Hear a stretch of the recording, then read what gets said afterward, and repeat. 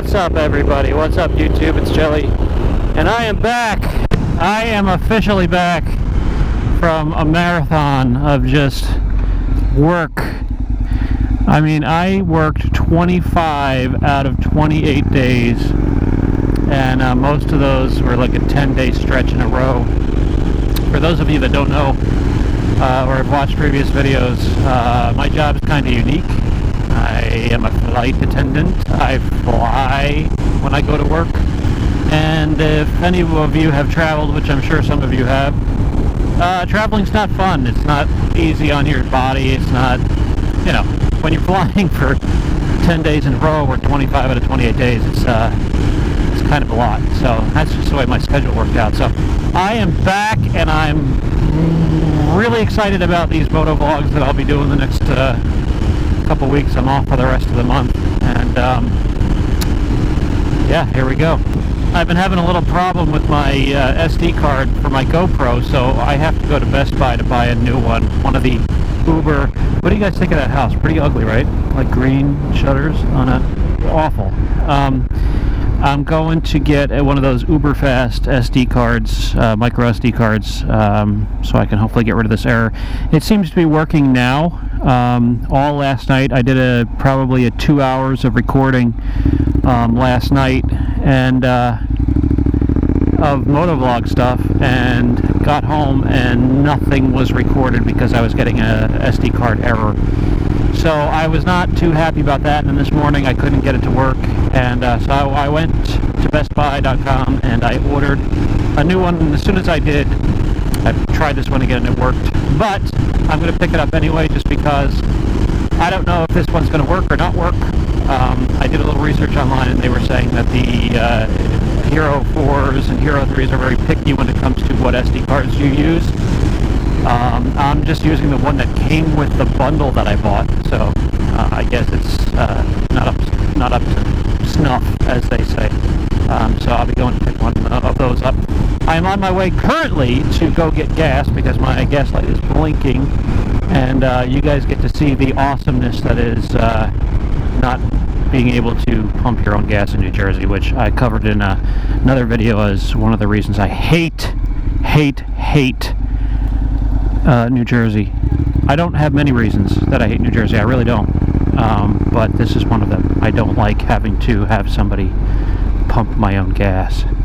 So, let's do it. Oh, look, half the pumps are closed because they don't have the staff to man them. So we'll choose this one here.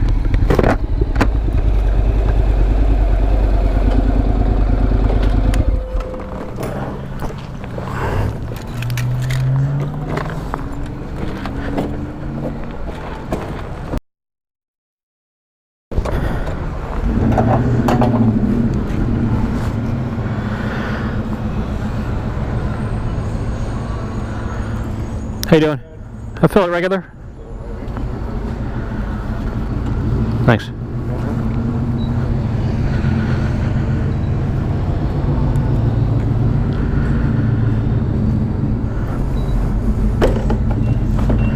Thank you.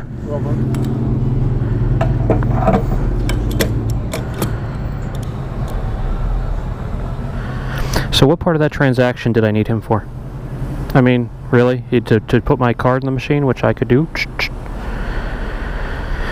But he's got a job, so that's good, I guess.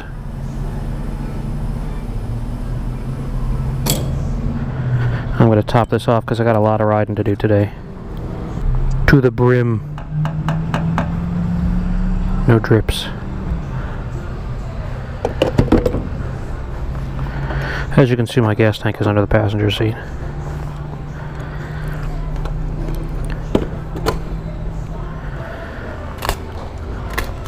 That's it. Trust me though, when it's busy here, man, it is bad. Well, that was fun, wasn't it? Reset the trip. We'll do a quick mileage check here.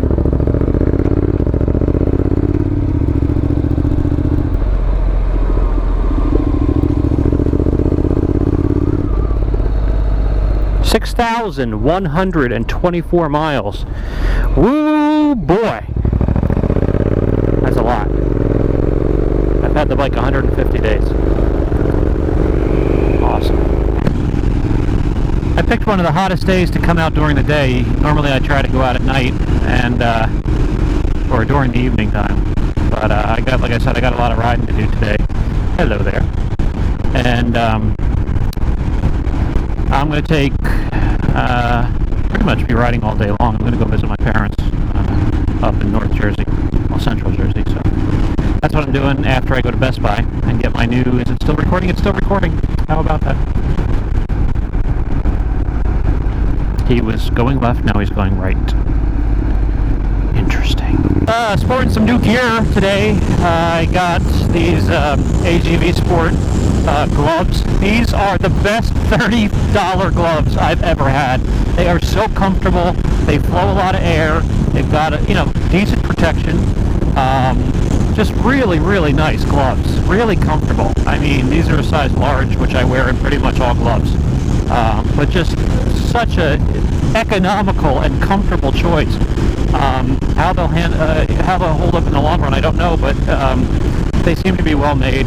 Couldn't be happier. AGV Sport gloves. Pick them up on Revzilla.com. I pick up all my things on Revzilla, and I'm not affiliated with them in any way. I just like their customer service. I like their website. I like how quick they ship. Granted, I'm right across the state of New Jersey. They're in Pennsylvania and Philadelphia, and I'm here on the shore of New Jersey, but I get my orders the next day. So can't beat that. Their prices are great. They'll price match anybody. They give you $5 cash back towards your next purchase for every $100 you spend. So just great. If you haven't heard of Revzilla before, you're either under a rock or you are new to riding, which is cool. But Revzilla.com, I'll put the link in the description. Great website for motorcycle gear, motorcycle parts, tires, everything.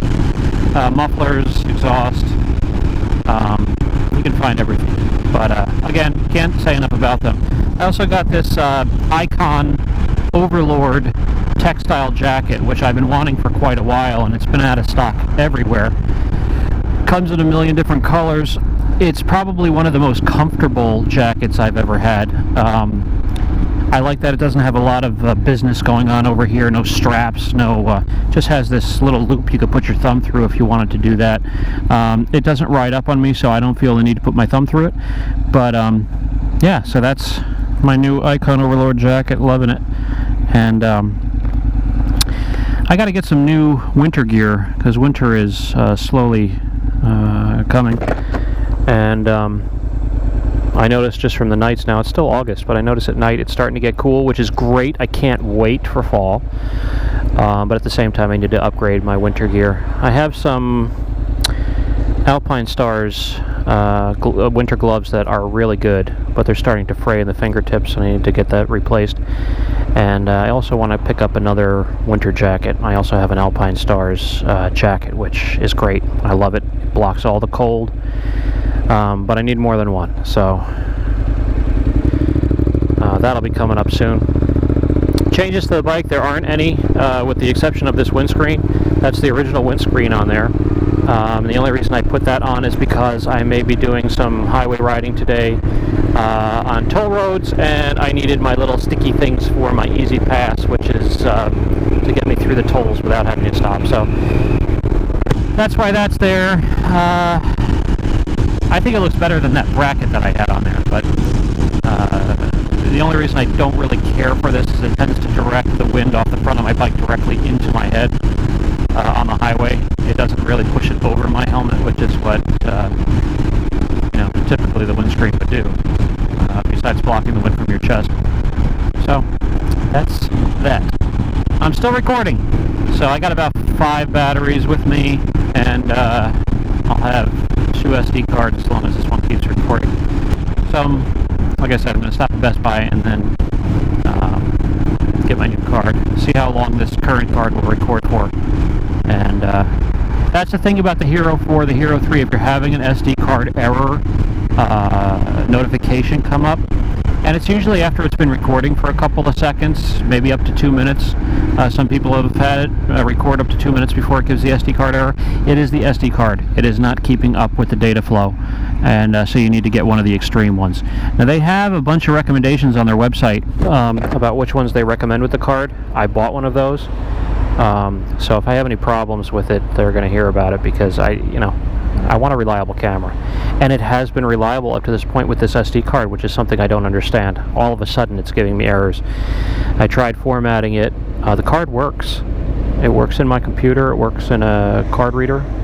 So I don't know why one day it works, one day it doesn't work, but I'm going to get the recommended one so I don't have to worry about it. Keep this one as a backup. Alright, I got the card. I'm not going to use it right now as long as this one still works. Yep, I'm recording. Why are these people looking at me? So what I'm going to do is, I'm just going to shut up. Alright, so now that that's done, we'll get going here. I want to stick to one topic today. I don't want to go off in a million different directions like I normally do. I actually thought about this yesterday. I'm going to try to keep my motovlogs to single topics if I can. It's kind of hard for me because I get kind of distracted and just kind of talk about things that I think up, in the moment. So I'm going to try to stick to one topic and then end it. So that one topic today is your first motorcycle. I have a lot of people that watch my YouTube channel that are new to riding, or maybe have just gotten started riding due to my MSF video that seems to be pretty popular. So again, I have a lot of new motorcycle riders to my channel. So what I want to talk about is buying your first motorcycle. Now, there are some people that say, don't buy a brand new bike, or don't buy, more power than you need. I agree and disagree. I don't agree with not buying a brand new bike. Now, the reasoning that people give is because you're going to drop your first bike. Well, who's to say you're going to drop your first bike? If you're somebody that's careful, if you're somebody that,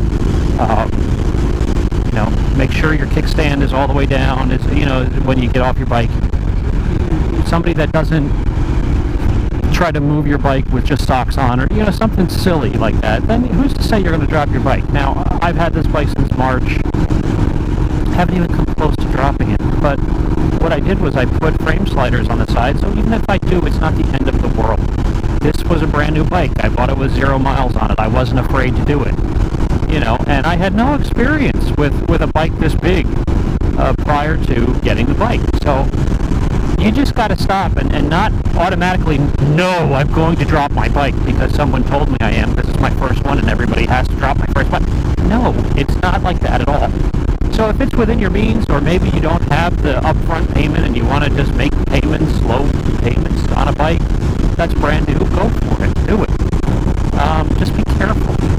You don't want to drop your first bike. You don't want to drop any bike for that matter. So I wouldn't worry about, not having, or I wouldn't worry about buying a brand new bike. Okay? You're going to get a warranty. You're going to get something that you know is not going to break down and discourage you after the first 5 miles. When you buy on Craigslist or whatever, you really don't know what you're getting. It could be an amazing bike for a great price, or it could be a piece of shit that they were happy to get rid of, And so, whatever. Just that was one of the things and one of the reasons that I got the bike brand new, is because I didn't want to have to deal with all the maintenance of an older bike. So, and the Hondas are, known for, I hate this road, known for reliability. So, low maintenance, don't have to worry too much. Oh my God. And as far as getting too much power, that's really your call. If it's something that is, I wouldn't go and buy a 1,000cc bike right as your first bike, okay? But at the same time, I would get something that is going to keep you happy for a while. Once you get past the realization that riding a bike is not as hair-raising and a challenge as it's made out to be. And what I mean by that is when I started riding, I thought that I would be under constant attack from cars. I thought they would be whizzing at my face and, cutting me off and really just, it's dangerous and I gotta be on my toes at every step of the way. Am I still recording? Yes, I am. So, it's not like that at all. I noticed that people that can see me give me a lot of room. People don't tailgate me. People don't typically cut me off. Sometimes they do, but you're aware, you're present, you know what's going to happen before it happens because you get experience. And once you have that experience, you're willing to take risks, okay? And that's where the more powerful bikes are going to get you into trouble. Now, everybody progresses at their own rate. For me, it was pretty much an instant realization that, wow, this bike is pretty easy to ride. I didn't know what to expect, if it was going to be hard to balance, if it was going to be, something that I was going to have to really struggle with. But this bike particularly, this is the Honda NC700X, is very nimble, it's very agile, it's very easy to ride. That coupled with the fact that it's an automatic transmission, I don't have to think about what gear I'm in, when to switch. I didn't have to think about any of that. I'm capable of doing it. In the MSF course, they don't have any automatic bikes, but and I've ridden a couple of friends' bikes. I know how to do it. It's just I don't have to think about it with this bike. And that was one of the things as a new rider I wanted to do, is not have to think about much. I just wanted to be able to pay attention to all these crazy drivers that were going to attack me on a daily basis, which didn't turn out to be the case. Another thing for me was anti-lock brakes. That was a big thing for me. I had to have a bike with anti-lock brakes. I think it's a great feature to have. I don't think it's necessary, but I think it's a great feature to have, and it's something as a new rider you might want to consider, because watch some YouTube videos. If you lock up your brakes on a bike, it's serious trouble. You will drop the bike. The bike will slide out from under you, and that's something that you have to be aware of. You want to be careful and learn the techniques in your MSF course to do an emergency stop. You don't want to overdo it. The back brake is not really as big a deal, but the front brake you definitely want to be careful with. That's where all your power in your braking is coming from. But anti-lock brakes takes that part of the equation out of the equation. You don't have to think about hitting the brakes too hard. So the reason I got this bike was because it took a lot of the thinking out of riding, which is both good and bad. You don't want to be on a bike and just zone out. You want to always be present and unconsciously present. You don't have to be constantly focused, constantly staring, constantly, but you have to just be aware of your surroundings. You have to be aware of cars behind you. You have to know they're there. You have to be aware of cars in front of you, obviously. Cars to the right and left, if they're going to be turning into you. You got to be aware. And that presence, or presence of mind, just comes naturally as you gain experience. So in the very beginning, yes, be vigilant, be checking constantly. But as you get more experience, you kind of do it just automatically. You tend to know what people are going to do before they do them, just based on how they're reacting in their car, how their car is moving, traffic ahead, if they're going to be coming into the left lane, if there's something going on in the right. Also, if you're out of their blind spot, you can see their face in their mirror. So just, always be looking at them. Make sure they're looking at you. So I don't want to get into a whole MSF course here, but what I want to just go on, again, I'm getting sidetracked, but the first bike. Don't worry about getting something brand new. Just get something that's going to make you happy. Happy in the long run is something that I'm kind of struggling with this bike. As I have more experience now, and I don't have a lot of experience, I've got, let's do a quick mileage check, 6,139 miles to my credit. And that's it. I have 6,139 miles ever ridden on a bike. So I don't have a tremendous amount of experience. That 6,000 miles is still 6,000 miles, and you learn a lot in 6,000 miles. But for me, I'm very, very comfortable on this bike, and because it's a comfortable bike, it's quick enough. It's very, very comfortable now that I've upgraded the seat. But I want more, and you're gonna, I can almost guarantee, want more out of your first bike too, just because you get used to it and you want to maybe go a little faster at the green lights. You want to kind of open it up in the back roads, and and that has its problems too, but you want to be able to do that. This bike, I don't know if it has it for me. It's a tremendous first bike for a beginner. Like I said, it has plenty of power to keep you interested. I don't know how interested for how long though, and that's the problem that I'm struggling with. I both want to get rid of it and don't want to get rid of it, because I know that I'll miss riding it, just because it's so easy to ride and it's so comfortable and so mind-numbingly easy. Honda builds a great bike, but I want something with a manual transmission. That's just me. Some people could get this bike and have it for the rest of their lives and be completely happy with it, do the maintenance and what have you, and be perfectly happy. This is just my opinion. So I want to say also that anything I'm saying today is strictly my opinion, nobody else's. I don't need you to believe or agree with every word that I'm saying. It's strictly my opinion, and things that I have determined for myself in my riding, and that's my disclaimer.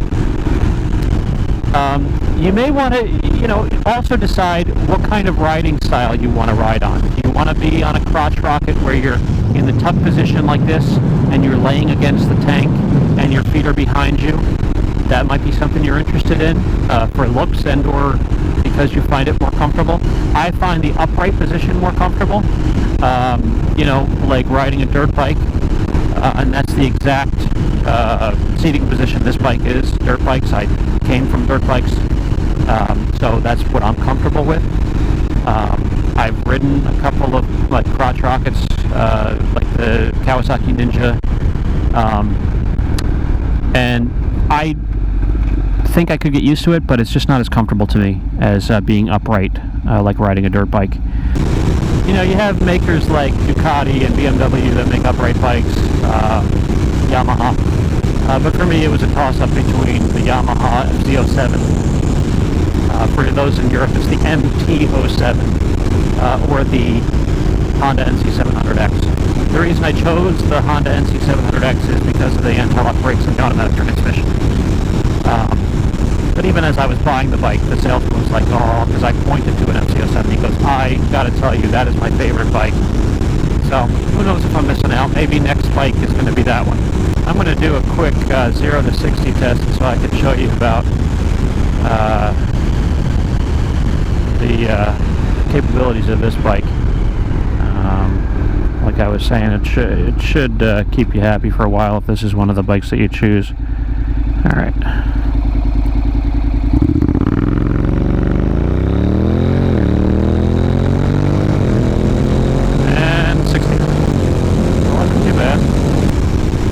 If you're brand new to riding, let me know down in the comments what bike you bought for your first bike and why did you buy that.